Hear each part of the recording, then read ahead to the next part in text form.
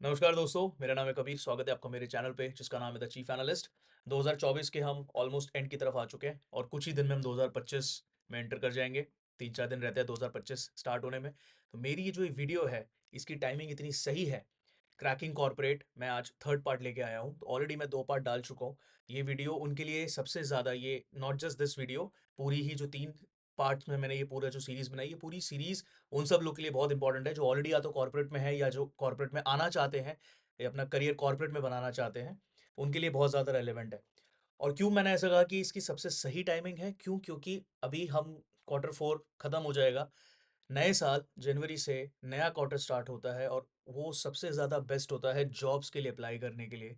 तो जितने भी लोग जॉब्स देख रहे हैं पहले से ही, और या उनको नहीं सही जॉब तक वो पहुंच पा रहे, इंटरव्यू लाइन अप नहीं कर पा रहे, तो उनके लिए वीडियो बहुत ज़्यादा इंपॉर्टेंट है। और अगर आपके जानकार में कोई ऐसा है जो जॉब देख रहा है, जॉब स्विच कॉर्पोरेट में, और थोड़ा सा स्ट्रगल कर रहा है, या आपको लगता है कि उसको थोड़ी सी हेल्प हो सकती है इस वीडियो से, तो प्लीज़ उसे शेयर करना यार। और शेयर की बात उठी है तो प्लीज़ सब्सक्राइब करना। और सब्सक्राइब के साथ ना मेजर बात ये है कि अगर आपको पूरी वीडियो में लगता है कि थोड़ी सी भी वैल्यू मैंने अपनी इस वीडियो से ऐड करी है, थोड़ा सा भी रेलेवेंट इन्फॉर्मेशन अगर मैंने शेयर किया है, तो आप प्लीज़ इस वीडियो को सब्सक्राइब और शेयर दोनों करें। तो चलते हैं फटाफट से। आ, आज जो है हम बात करेंगे third part, surviving the job. तो मैंने जो इससे पहले 2 पार्ट बनाए थे उसमें मैंने ये बताया था, स्टेप बाय स्टेप गाइड मैंने उसमें शेयर किया है कि कैसे आप अपने लिए अ, अच्छे से अच्छे इंटरव्यूज़ लाइन अप कर सकते हैं, कैसे आप एचआर तक पहुंच सकते हैं अलग अलग कंपनीज़ के जहाँ पे भी आप जाना चाहते हैं। दोनों पार्ट मैंने डाले हैं। अगर आपने अभी तक वीडियो नहीं देखी, प्लीज़ डू वॉच दो both the videos, link description में आपको मिल जाएगा। आज मैं बात करूंगा सर्वाइविंग द जॉब, कि जॉब में कैसे सर्वाइव किया जाए। ये वो 5 पॉइंट्स हैं जो मैंने आप स्टार्टिंग वाली वीडियो से भी शेयर करे। शुरू के 3 पॉइंट हम ऑलरेडी कवर कर चुके हैं। आज हम फोर्थ और फिफ्थ पॉइंट हम इसका कवर करेंगे। When to make a switch, यानी कि स्विच कब करना चाहिए। अब स्विच करना जो है वो एक बहुत स्ट्रैटेजिक मूव होता है। बहुत से लोग उस स्ट्रैटेजी के बारे में जानते ही नहीं है। स्विच सिर्फ हम एक ही या दो रीजंस मेनली करते हैं, कि या तो हमें लगता है कि यार सैलरी कम है, सैलरी नहीं बढ़ रही, हमारा अप्रेजल अच्छा नहीं हो रहा, तो सैलरी हमें बढ़ानी है, तब हम स्विच देखते हैं। या फिर हमें लगता है कि कोई भी इंटरनल हमारे पर्सनल इश्यूज होते हैं कि हमें उस जगह अच्छा नहीं लग रहा होता, माहौल अच्छा नहीं है, तो ये दो हैं। कुछ लोग बोलते हैं कि मैं ग्रोथ के पर्सपेक्टिव से भी स्विच देख रहा हूँ, क्योंकि ग्रोथ का मतलब फर्स्टली सिर्फ फाइनेंशियल नहीं होता, वर्क वाइज भी होता है, कि जहाँ पे आप काम कर रहे हो वहाँ पे आप और ज़्यादा काम नहीं सीख सकते। आप ऑलरेडी उस टीम में या उस जगह पे सबसे बेस्ट हो, तो भी आपको लगता है कि यहाँ पे कुछ सीखने के लिए बचा नहीं है, तो भी मैं स्विच देख सकता हूँ। ये पॉसिबल रीजंस हैं, लेकिन स्विच एक्चुअल में कब करना चाहिए, क्या वो स्ट्रैटेजिक मूव है वो, और दूसरा when to go for masters, कि मास्टर्स के लिए कब जाया जाए, मास्टर्स ज़रूरी है, कितना रेलेवेंट या कितना नहीं रेलेवेंट है, वो दोनों चीज़ें। लेकिन जब मैं ये थर्ड पार्ट बना रहा था और मैंने ये 5 पॉइंट फर्स्ट वीडियो से ही मैंने ये यहाँ पे लिखे थे कि कॉर्पोरेट में अगर आप आना चाहते हैं, ये 5 पॉइंट्स आपको समझने हैं बस, और कुछ नहीं। लेकिन एक बहुत इंपॉर्टेंट पॉइंट था जो मैंने स्टार्टिंग में इसमें ऐड नहीं किया, और मैंने सोचा कि वो मैं इस वीडियो में कवर करता हूँ। तो वो है 6 point, how to cover gap in your profile. क्योंकि ये बहुत ज़रूरी है, how to cover gap in your profile. क्योंकि बहुत से लोगों के प्रोफाइल में गैप होता है। अब आप कहेंगे कि जिन लोगों के पास ऑलरेडी, या तो जो स्टूडेंट्स हैं एजुकेशन करके लेके अपना डिग्री लेके, वो तो आ ही गए कॉर्पोरेट में, और जिन लोगों के पास या तो मास्टर्स करके आ गए, तो उनके लिए ये वीडियोस इतनी रेलेवेंट क्यों है, कि इंटरव्यू कैसे देना चाहिए या कैसे लाइन अप करना चाहिए, वो तो हमें भी पता है। लेकिन मोस्टली लोग, क्योंकि मैंने फर्स्ट वीडियो में भी रिलेट किया था इस चीज़ को, कि हमारी 83% जो जनता जो अनएम्प्लॉयड है हमारे देश में, वो यूथ है। तो यूथ क्यों खाली बैठा है? तो मोस्टली जो यूथ मैंने देखा, नॉट जस्ट यूथ, मोस्टली लोगों की प्रॉब्लम में ये भी है कि वो प्रोफाइल में इतना गैप क्रिएट कर लेते हैं कि वो उस चीज़ को फिर कवर नहीं कर पाते, कि कैसे गैप कैसे कवर किया जाए। 3 साल खाली बैठ गए, 4 साल खाली बैठ गए, और खाली बैठने के भी सबके अलग अलग रीज़न होते हैं। कोई सरकारी एग्जाम की तैयारी कर रहा होता है, किसी के कुछ और कंसर्न होते हैं। तो जो भी है, तो ये हम वीडियो के एंड में डिस्कस करेंगे। तो सबसे पहले चलते हैं, फोर्थ पॉइंट डिस्कस करेंगे, when to make a switch. When to make a switch को समझने के लिए सबसे पहले हमें आइस ब्रेकिंग पॉइंट समझने की ज़रूरत है, और सबसे पहले नहीं, यही समझने की ज़रूरत है, इकलौती यही चीज़ है। क्या है आइस ब्रेकिंग पॉइंट? आप एक बार देख लो, ये मैंने लिखे हैं सारी पोजीशंस, ठीक है? ये पोजीशंस हैं कि नीचे, सबसे नीचे एसोसिएट लिखे है। एक स्टैंडर्ड आप किसी भी कंपनी में देखोगे, कोई भी डोमेन है, सेल्स है, एचआर है, आईटी है, किसी भी तरह का डोमेन है, एक जो लेमन नोट पे जो हायरार्की होती है, ठीक है, वो एसोसिएट से आप स्टार्ट करते हो, एसोसिएट, सीनियर एसोसिएट, ठीक है? जो ये प्रोग्रेशन जाता है, ये इसी लीनियर लाइन में चलता है, ठीक है? एसोसिएट से लेके आप टॉप पे जाके सीईओ बनते हो। अब जो शुरू के 5 हैं, ये होते हैं लीडरशिप, मैनेजमेंट, और जो ये आखिरी के 2 हैं, ये हैं 7 इंडिविजुअल कंट्रीब्यूटर। लेकिन जो ये टीम लीड है, ये सबसे इंपॉर्टेंट है, क्योंकि यही है अपना आईबी पॉइंट, यानी कि आइस ब्रेकिंग पॉइंट। क्यों, मैं समझाता हूँ कि जो 7 और 8 नंबर पे है, सीनियर एग्जीक्यूटिव एसोसिएट, ये इंडिविजुअल कंट्रीब्यूटर, यहाँ पे आपके अंडर कोई भी आपको रिपोर्ट नहीं कर रहा होता, कोई भी आप मतलब आप सिर्फ अपने लिए, अपने काम के लिए रिस्पॉन्सिबल होते हो, कि आपको जो आपके सर्टेन सेट ऑफ टास्क हैं कि आपने ये काम करना है, आपको वही काम करना है, ठीक है? लेकिन जब आप 6 एंड बियॉन्ड देखोगे, वो लीडरशिप के पार्ट आके, खासकर शुरू के 5 की, एक बार टीम लीड के बाद आप मैनेजर बने, senior manager, AVP, VP, president, ठीक है? ये सब लीडरशिप हो गई। अब हर कंपनी, जितनी बड़ी कंपनी होगी, और ये मैंने एक बहुत लेमन 8 पोजीशन यहाँ रखी है, लेमन एज़ इन जो अमूमन तौर पे होती है। इसमें कंपनी टू कंपनी डिफर कर सकता है, कहीं पे डिप्टी मैनेजर भी होगा, कहीं पे एजीएम होगा, वो different different work structure, company का जो स्ट्रक्चर है उस हिसाब से होंगी पोजीशंस। लेकिन जो एक स्टैंडर्ड जो रहता है, वो यही हायरार्की रहती है। अब इसमें आपने ये चीज़ समझनी है कि मान लो आप एसोसिएट हो, आपने स्टार्ट करी अपनी, किसी भी, आपने कोई भी कंपनी, आपका कोई भी डोमेन है, ठीक है? आपने एसोसिएट से स्टार्ट किया, आपकी 25,000 सैलरी है, आप अगली कंपनी में गए और आपको सीनियर एसोसिएट बना दिया, आपकी 35,000 सैलरी कर दिया, 35,000, ठीक है? लेकिन अब सीनियर एसोसिएट से जब आप नेक्स्ट स्विच देखोगे, तो वहाँ कंपनी में आप चाहोगे कि यार, अब मैं 35,000 मैं यहाँ ले रहा था या ले रही थी, अब मैं टीम लीड बनूँ, ठीक है? तो अब मेरे को कम से कम 50,000 मिले या 40-45 मिले, ठीक है? लेकिन आप जिस कंपनी में टीम लीड बनने के लिए अप्लाई करोगे, वो कंपनी क्या कहेगी? वो कंपनी कहेगी कि आपके पास टीम लीड का ऑलरेडी एक एक्सपीरियंस होना चाहिए। क्योंकि अगर हम बाहर से एक लीड लेकर आ रहे हैं, लीड मतलब हायर कर रहे हैं टीम लीड, लेकिन आप तो हो ही नहीं ना टीम लीड, आप तो सीनियर एग्जीक्यूटिव हो, आपने तो कभी ये इस चीज़ का आपके पास एक्सपीरियंस ही नहीं है कि टीम को कैसे हैंडल करना है ना? तो हम आपको क्यों हायर करें? तो वो आपको हायर नहीं करेंगे। और क्योंकि आपकी सैलरी ऑलरेडी आप 35,000 पे आ गए हो सीनियर एग्जीक्यूटिव की मैक्सिमम कैपिंग पे, तो अब आपको सैलरी में भी अगर आपको अपना हाइक चाहिए, तो 35 से ऊपर आपको सैलरी तब मिलेगी जब आप टीम लीड की बैंडविड्थ में आप फॉल करोगे, ठीक है? टीम लीड या टीम लीड एंड बियॉन्ड, ठीक है? उसके ऊपर आप जाओगे तो ही, क्योंकि हर जगह ये आपके पैकेट्स बने होते हैं, हर कंपनी का अपना मतलब एचआर के पॉलिसी स्ट्रक्चर होता है, बट ये एक मार्केट स्ट्रक्चर के हिसाब से होता है कि अगर एसोसिएट है तो उसकी इतने से इतनी सैलरी होनी चाहिए, ये सैलरी ब्रैकेट्स बने होते हैं, ठीक है? सीनियर है तो इतनी, टीम लीड इतनी, तो मैनेजर इतनी, एंड सो ऑन। तो अब जो दूसरी कंपनी है, वो आपको बोलेगी कि आपके पास तो लीड, टीम लीड का एक्सपीरियंस ही नहीं है, तो हम आपको हायर क्यों करें, ठीक है? और आप जिस कंपनी में already as a senior executive आप काम कर रहे हो, मान लो एक कंपनी में, मतलब एक टीम में, कोई भी टीम है, उसमें सीनियर एग्जीक्यूटिव 4-5 हैं, ठीक है? टीम लीड कितने होंगे? टीम लीड तो एक ही होगा ना, जो चारों लोग हैं वो एक बंदे को लीड कर रहे होंगे। अब जब अप्रेजल साइकिल आएगी, तो चारों में से चारों को तो टीम लीड कंपनी बना नहीं देगी।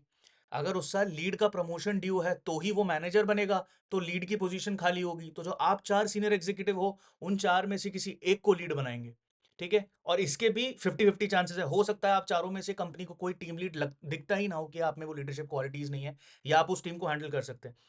तो हो सकता है कंपनी उस जगह किसी और को ले आए बाहर से, मतलब, ठीक है? वो एक लेटरल हायर कर ले टीम लीड की पोजीशन पे, तो आपका उस साल का भी आपका प्रमोशन गया।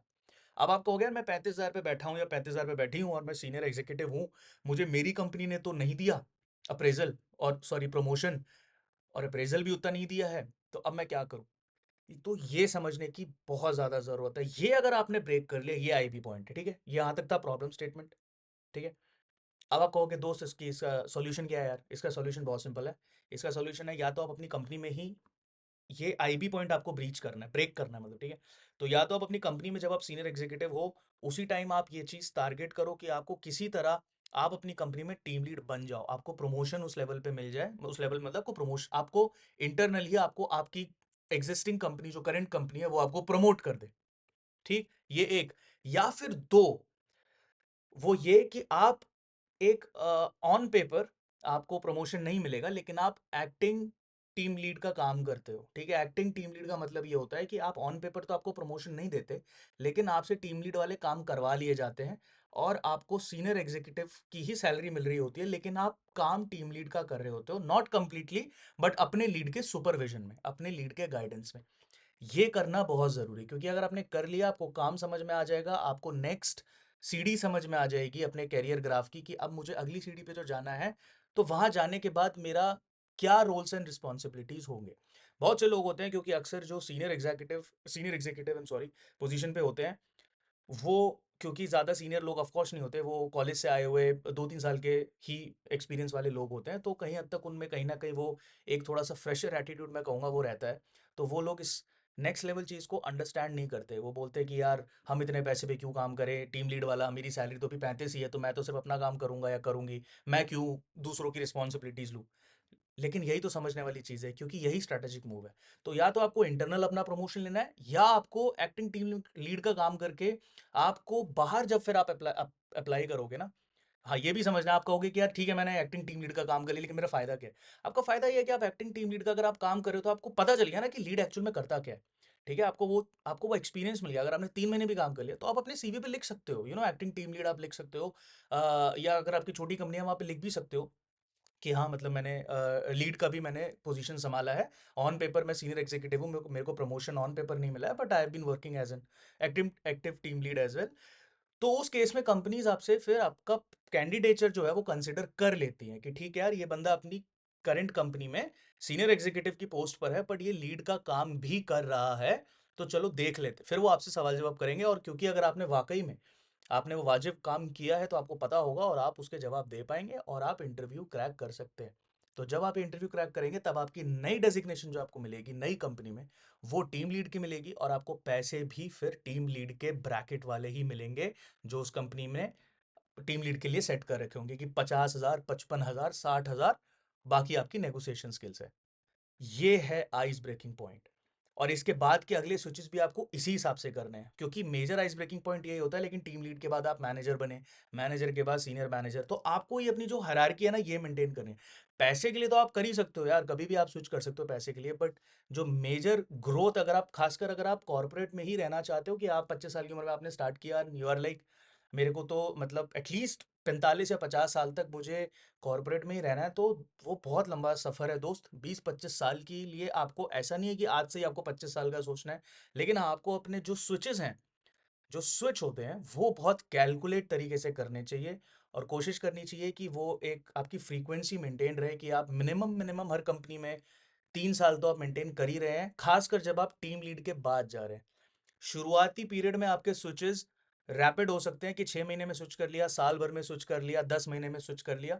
लेकिन कोशिश कीजिए कि बाद में जब आप टीम लीड एंड बियॉन्ड आप बन जाएँ, क्योंकि तब आप सीनियर बन जाते हैं, आप एक लीडरशिप पैनल का हिस्सा बन जाते हैं।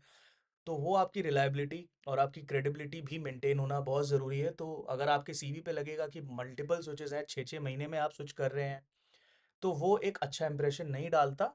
लेकिन ऐसी भी बात नहीं कि उसमें बहुत दिक्कत होती है, करने को आप कर सकते हैं। लेकिन हाँ, अगर आपको फिर you have to make sure कि आपका जो रीज़न ऑफ स्विच है वो बहुत आपका मतलब वैलिड होना चाहिए।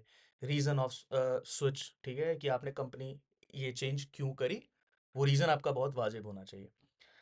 तो ये था 4th पॉइंट। 4th पॉइंट में कवर कर लिया। 5th है when to go for masters.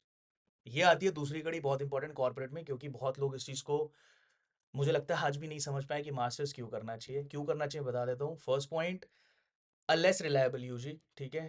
दूसरा, नेक्स्ट स्विच आस्क। अब नेक्स्ट स्विच आस्क आपकी तीन तरीके से हो सकती है, तो सेम कंपनी है, डिफरेंट कंपनी का स्विच है, या फिर आपका चेंजिंग डोमेन है, ठीक है। और तीसरा, टेक अ फ्रेश स्टार्ट, यानी कि फिल द गैप। अब जो फिल द गैप है, ये मैंने एंड में मैं कवर करूंगा वीडियो में, अभी भी बता देता हूँ। पहला, लेस रिलायबल यूजी, यानी कि देखो कुछ यूजी यानी कि अंडर ग्रेजुएशन की जो डिग्रीज है अपने पास, जैसे बीटेक है, ठीक है, तो वो आप सिर्फ बीटेक करके आपको जॉब आप ले सकते हो। लेकिन मान लो आपने बीए किया है, तो बीए इतना रिलायबल नहीं है कि आपको मार्केट में सीधा एक अच्छी जॉब मिल जाए। आपको मिल जाएगी 12-15-20 हज़ार की जॉब मिल सकती है बीए करके, लेकिन सिर्फ बीए करके आपको शायद नहीं मिले। बीबीए करके भी आपको कहीं पे एसोसिएट मार्केटिंग में या एसोसिएट सेल्स में आपको मिल सकती है, लेकिन फिर अगेन आपको 15-20 हज़ार की या 25 मिलेगी एंड आपको उसमें बहुत हार्ड वर्क करना पड़ेगा। तो या तो पहला रीज़न है ये, तब आप मास्टर्स कीजिए, ठीक है। दूसरा, अगर आप जो स्विच कर रहे हैं तो आपकी नीड बनती है। पहला, सेम कंपनी, यानी कि जब आप प्रमोशन के लिए जा रहे हैं और आप देख रहे हैं कि कई कंपनी में सीनियर पोजीशन के लिए मास्टर्स मैंडेट होता है, जैसे खासकर एमबीए एचआर में तो होता ही होता है, मोस्ट ऑफ द बट मतलब बड़ी कंपनीज में तो होता ही है। कि आपके पास जो भी एचआर में अगर आप हैं और आप सीनियर पोस्ट पे जाना चाहते हैं तो आपको एमबीए करना पड़ेगा। दूसरा, डिफरेंट कंपनी का स्विच, वहाँ पे भी यही स्कीम फॉलो होती है कि आप जिस कंपनी में जा रहे हो, जिस पोजीशन को आप टारगेट कर रहे हैं, वहाँ अगर मास्टर्स मांगी है, आप मेरी पिछली वीडियो में मैंने स्टेप बाय स्टेप गाइड में भी ये चीज़ बताई थी कि प्री रिक्विजिट में मैंने लिखा था वो जो भी एजुकेशन कंपनी मांगती है वो अपने को चेक रखना है। तो अगर जो पोजीशन पे आप जाना चाहते हैं वहाँ पे मास्टर्स रेलेवेंट है, एक नीड है, एक रिक्वायरमेंट है, तो आपको करनी चाहिए और करनी पड़ेगी।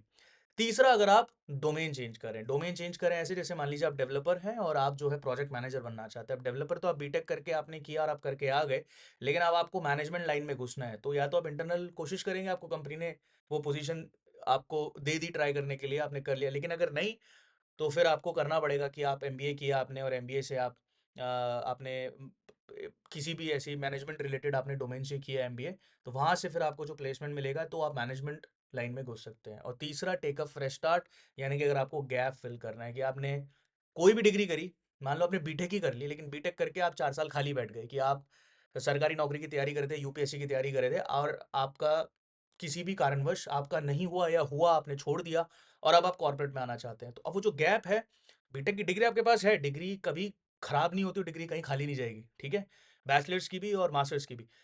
लेकिन आपको वो गैप अब कैसे आप फिल करोगे, तो उस केस में आप मास्टर्स कर सकते हो कि अब आपने मास्टर्स कर लिया, एनरोल, और वहां से आपको कैंपस प्लेसमेंट से आपको जॉब जो है मिल सकती है। तो ये जो चीज़ें हैं ये आपको ध्यान रखनी है, लेकिन इसके साथ सबसे इंपॉर्टेंट चीज़ है चार: सोसाइटल प्रेशर, अगर आप पैशनेट नहीं है, अगर आप इसको एज अ कंपल्शन देखते हैं, या फिर टाइम पास, दोस्त, नहीं करना, ये नहीं करना है, ठीक है।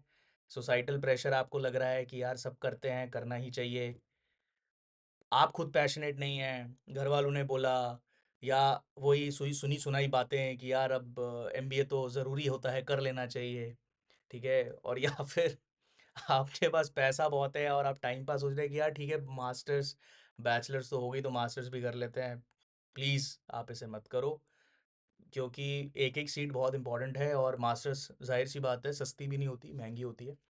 तो मतलब ऐसा नहीं कि 2-4 लाख का कोर्स है, तो पैसे भी लगते हैं घर वालों के, आप आपके ऊपर जो इन्वेस्टमेंट हो रहा है, जो आपके घर वाले आप पे पैसा लगा रहे हैं, आप उसका आरओआई भी कैलकुलेट करो। आरओआई की मतलब रिटर्न ऑन इन्वेस्टमेंट, कि आपके ऊपर जितना इन्वेस्ट कर रहे हैं आपके घर वाले, आप उसका कितना रिटर्न निकाल के दे रहे हो। तो मास्टर्स तक अगर आप पढ़े ही जा रहे हो और आपका आपके ऊपर आपके घर वालों ने 50 लाख खर्च कर दिया, तो आप 50 लाख उनको वापस ला के कितने टाइम में दे रहे हो? 2 साल, 3 साल, 4 साल, ठीक है, लेकिन अगर आपको 50 लाख कमाने में जो है 15-20 साल लग जाएंगे, तो क्या पॉइंट है ना फिर ऐसी हैवी एजुकेशन का। तो मास्टर्स को आपको ये अंडरस्टैंड करना है। अब फटाफट से चलते हैं 6 point, how to cover the gap. ये बहुत इंपॉर्टेंट है, बहुत लोग परेशान हैं जो गैप कर करके बैठ जाते हैं, क्योंकि वो सोचते नहीं हैं कभी कभी कि क्या करना चाहिए आगे, क्या नहीं करना चाहिए, just go with the flow हो जाते हैं। कुछ के साथ कभी कभी थोड़ी मजबूरियाँ भी हो जाती हैं, तो जो भी है सरकमस्टेंस सिचुएशन, हर इंसान का कैसा कुछ भी मतलब कभी कभी बन जाता है, तो वो गैप आ जाता है प्रोफाइल में। कोई मुश्किल चीज़ नहीं है कवर करना गैप को, ठीक है, बस आपने ये चीज़ समझनी है जो मैं बता रहा हूँ, बहुत इंपॉर्टेंट 5 पॉइंट। पहला, ऑफ कोर्स आप मास्टर्स के लिए जा सकते हैं। दूसरा, डू रेलेवेंट सर्टिफिकेशन अगर नीडेड है तो। तीसरा, अप्लाई फॉर इंटर्नशिप। अगर आपके प्रोफाइल में गैप आ गया है तो आप कोशिश करें कि आप इंटर्नशिप के लिए अप्लाई करें। इंटर्नशिप आपने कुछ डिग्री तो की ही होगी, और कुछ आपके पास स्किल्स होंगे, या आपने मान लीजिए कभी कभी हो सकता है आपको सारे स्टेप्स करने पड़े, ठीक है, तो आपने मास्टर्स भी कर ली, फिर आपने सर्टिफिकेशन भी कर लिया, और ठीक है आपके पास ये डिग्री हो गई है, तो आप फिर इंटर्नशिप के लिए अप्लाई अप्लाई करें। इंटर्नशिप के उस पे आपको आसानी से मिल जाएगी। चौथा, फ्रीलांस प्रोजेक्ट्स या जॉब, फ्रीलांस जॉब्स भी बहुत सारी हैं। गैप का सबसे बड़ा नुकसान क्या होता है ना, कि आपकी प्रोफाइल में एक गड्ढा क्रिएट हो गया है, एक स्पेस वॉइड क्रिएट हो जाता है।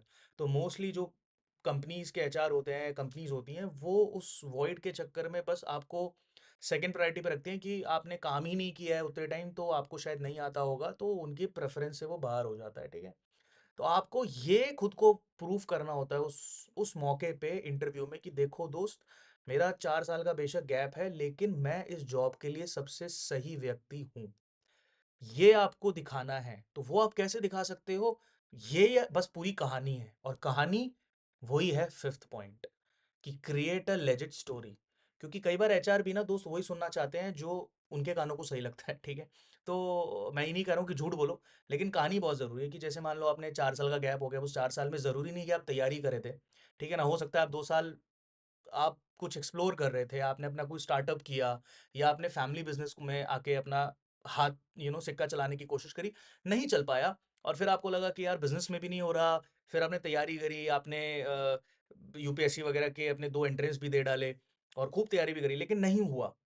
तो अब आप ये सब जाके जाके एचआर को बोलोगे ना, तो वो थोड़ा-सा कभी-कभी उस चीज़ को लेते हैं कि यार आप अनस्टेबल हो।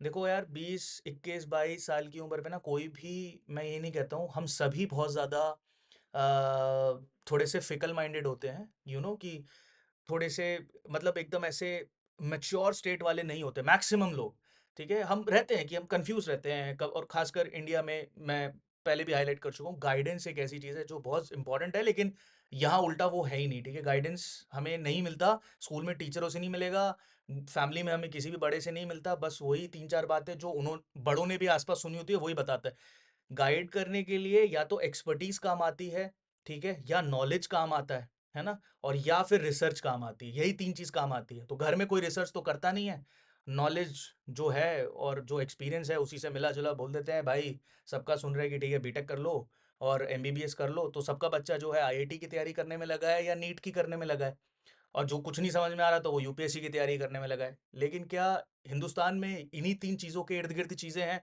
बिल्कुल नहीं। मैंने मैंने डिटेल में फर्स्ट पार्ट में डोमेन वगैरह सब समझाए हैं, एक्सप्लेन करें, लिखे हैं। सामने से आप जाके वीडियो में देख सकते हो, लिंक है नीचे डिस्क्रिप्शन पे। तो बहुत सारे डोमेन्स हैं, बहुत सारी इंडस्ट्रीज़ हैं, आप किसी में भी जा सकते हो, लेकिन घूम फिर के यही 3 चीज़ें हमारे फैमिलीज़ और हमारे आस-पास हमको बताते हैं। इतना प्रेशर क्रिएट होता है कि मैं भी आज सोचता हूँ कि मैं जब 11th-12th में था, हर कोई जो है आईआईटी की कोचिंग और ये मेडिकल की कोचिंग कर रहे थे। क्यों कर रहे थे नहीं पता। किसी ने स्पोर्ट्स पे बात नहीं करी कि यार तेरा ये स्किल अच्छा है, तू उस पे काम कर ले, तेरा ये स्किल अच्छा है, तू उस पे काम कर ले। किसी ने नहीं बोला। मतलब ये नहीं, मैं सिर्फ़ अपनी फैमिली की बात नहीं कर रहा हूँ कि मतलब मेरी फैमिली तो फिर भी बहुत सपोर्टिव है, लिटरली मेरे पेरेंट्स बहुत प्रोग्रेसिव थॉट प्रोसेस के हैं कि वो नहीं मेरे को ऐसे पुश करते किसी चीज़ के लिए, कभी भी उन्होंने आज तक नहीं किया। लेकिन मैं तो टीचर्स की बात कर रहा हूँ, स्कूल में भी, और मतलब मेरा स्कूल लिटरली मतलब अच्छे स्कूल्स में से एक था यार, लेकिन वहाँ भी मेरे को नहीं, मैंने किसी का नोटिस किया कि कभी किसी टीचर ने आके बोला हो। बस जो आपको अपना एनसीईआरटी कवर करना है, टीचर आ रहे हैं, लेक्चर ले रहे हैं और वही सब चल रहा है, और हर स्कूल की वही कहानी है। तो आपको दोस्त अपने लिए खुद सोचना है, आप 23 साल के हो, 24 साल के हो, 25 साल के हो, अगर आप 15 साल के हो, आप मेरी वीडियो देख रहे हो, आपको लग रहा है कि मैं सही बोल रहा हूँ, तो आप प्लीज़ इस चीज़ को थोड़ा मतलब, अगर आपको भी सही लग रहा है तो फॉलो करो, शेयर भी करो इस बात को, क्योंकि ये इन्फॉर्मेशन शेयर होना बहुत ज़रूरी है, ठीक है? तो क्रिएट अ लेजिट स्टोरी से मेरा मतलब ये था कि वहाँ पे आप ये मत बोलो कि यार मैं ये कर रहा था, ये कर रही थी, फिर मैंने ये कर लिया। आप सीधा बोलो कि हाँ ठीक है, मैं तैयारी ही कर रहा था, है ना? या मैंने तैयारी के लिए मैंने ब्रेक लिया था, या आप कुछ भी अपना मेडिकल आप इश्यू बता दो, क्या पता हो भी कभी-कभी, है ना? तो उसकी वजह से आप ऐसे बोल सकते हो, but your story has to sound legit, ठीक है? मतलब ये नहीं कि कुछ बड़ा सा झूठ बोल दिया। एक स्टोरी होनी चाहिए रिलेवेंट, कि जिसकी वजह से आपका वो गैप फिल हो, और साथ में आपको ये भी खुद को प्रूफ करवाना है, मतलब प्रूफ करना है इंटरव्यू में कि आप उस जॉब के लिए एक सूटेबल कैंडिडेट हो। और सबसे इम्पोर्टेंट, सूटेबल कैंडिडेट आपको बनना पड़ेगा। ये नहीं कि बस कहानी बता दी जाके, और कि है ना कबीर ने बोला था कहानी बतानी, नहीं नहीं नहीं, ऐसे नकली झूठी कहानी नहीं बतानी है। ठीक है, कहने का मतलब है कि बस थोड़ा साफ कहानी बतानी है, ठीक है? ऐसा फिकल माइंडेड साउंड नहीं करना है आपको एचआर को, कि आप स्टेबिलिटी ग्राउंड पे बाहर हो जाओ, कि ये एचआर बोले यार 4 साल तो खाली बैठा था, ठीक है, इसको इसके फ्यूचर के बारे में कुछ अता पता नहीं है, इसको मार्केट के बारे में कुछ पता नहीं है, इंटरव्यू देने तो आ गया है, लेकिन इसको पता कुछ नहीं है, तो आपको रिजेक्ट कर देगा। नहीं, you have to sound sensible, ठीक है? मेरा लेजिट स्टोरी से मतलब ये है कि you have to sound sensible, कि हाँ आपने गैप लिया, किसी वाजिब कारण की वजह से लिया, और आप ये अब मतलब उस चीज के अब बाहर आ गए हो, और अब आप अपने काम पे फोकस्ड हो, और आप एक सूटेबल कैंडिडेट हो, बस इतनी सी बात थी। तो मोस्टली तो मैंने देखो कोशिश करी कि पूरी वीडियो में मैं इसको स्ट्रेच नहीं करूं, लेकिन मेरी पिछली वीडियो भी मैंने क्रिस्प रखने की कोशिश करी थी, थोड़ी बड़ी हो गई थी, क्योंकि ये टॉपिक ऐसा है कि इसको मैं इसमें बहुत सारे इसके पार्ट्स नहीं बनाना चाहता था, ठीक है? तो ये वाला पार्ट था how to cover the gap, इसमें थोड़ा सा ये 5 स्टेप्स को मुझे थोड़ा-सा एक डिस्कशन नोट पे यहाँ पे शेयर करना था, तो इसलिए भी थोड़ा स्ट्रेच हो गया। बट ये हैं सारे पॉइंट्स। अब अगेन घूम फिर के वही जो मैंने वीडियो के स्टार्टिंग बोला था, सबसे इंपॉर्टेंट टाइम है, सबसे क्रीम टाइम है। तीनों पार्ट अब आ चुके हैं गाइस, तीनों पार्ट आप देख लो, आप इंडस्ट्री अंडरस्टैंड कर लो, आप रोल देख लो, आप स्टेप्स देख लो। स्टेप बाय स्टेप डाला है मैंने वीडियो नंबर 2 में, how to apply for a job, ठीक है। अप्लाई करना आप स्टार्ट कर दो, क्योंकि अब जनवरी से मार्केट खुलेगा, धड़ाधड़ आपके पास कॉल्स आना स्टार्ट हो जाएंगे, अगर आप ये प्रोसेस सही फॉलो कर रहे हो और अगर आप सही जगह टारगेट कर रहे हो, ठीक है। ये बहुत सही टाइम है दोस्त। अब आप बोलोगे ठीक है, आपने इंटरव्यू लाइनअप कैसे कराना है अपना अपने लिए, ये तो आपने बता दिया कबीर, लेकिन इंटरव्यू में क्या करना है, यही है इसका नेक्स्ट और सबसे ज़्यादा, मैं कहता हूँ, फन पार्ट जो इस पूरे प्रोसेस का है, ठीक है। अपने लिए जॉब देखना, मैं कहता हूँ कि ये जो पूरा प्रोसेस है यही बहुत ज़्यादा एक इंटरेक्टिव सा प्रोसेस मुझे लगता है। तो 3 पार्ट मैंने डाल दिया, अब आप ये फॉलो करो, लाइनअप अपने लिए आप इंटरव्यू करो। नेक्स्ट वीडियो में डालूंगा कि इंटरव्यू क्रैक कैसे करना है, ठीक है, क्योंकि वो बहुत मज़ेदार चीज़ है दोस्त। और यहाँ तक अगर आप टिके हुए हो तो सब्सक्राइब कर देना यार, ठीक है, और शेयर कर देना। और उसके अलावा अगर आपके पास कोई भी सजेशन है जो आप कमेंट आप कर सकते हो नीचे, ठीक है। तो मिलता हूँ आपको नेक्स्ट वीडियो में, तब तक एंजॉय करो यार। Thanks, bye bye.